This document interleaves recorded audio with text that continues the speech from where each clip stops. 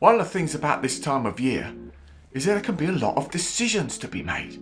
Maybe it's simple in your world. You always go to Nan's house or some particular place. Maybe you go out for dinner. You always have the same menu. It's straightforward. You have your turkey and your whatever. But for many of us, there can be a lot of decisions to make.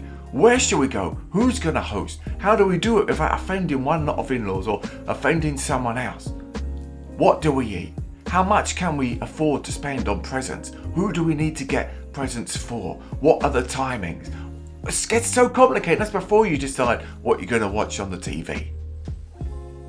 Decisions to be made. Well, in our teaching this week, we're looking at Joseph.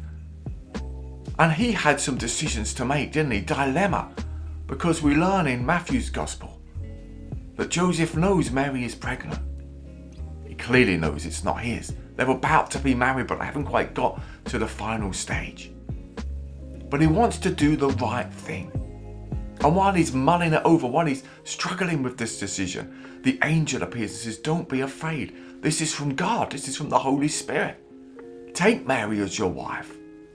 Go through with the wedding. Go forward in your plans." It's a dilemma. I wonder what you or I would have done faced with such a dilemma.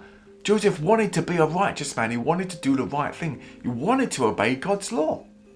And yet somehow this thing interrupted his plans.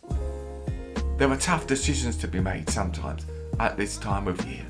What does it mean to truly go God's way? For Joseph, that meant something beyond how he expected things to play out. It was out of nowhere, seemingly. But this was God working his purpose out. The start of the journey that would lead them to go to Bethlehem with the census and everything else that we know in the Christmas story.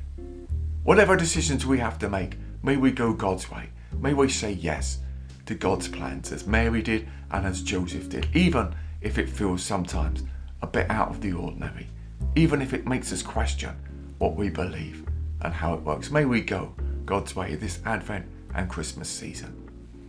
May we say yes to Jesus. This is our midweek thought, back for worship on this channel on Sunday at 5. God bless. Love to hear from you. Come and see us in our building for our festive worship. God bless and take care.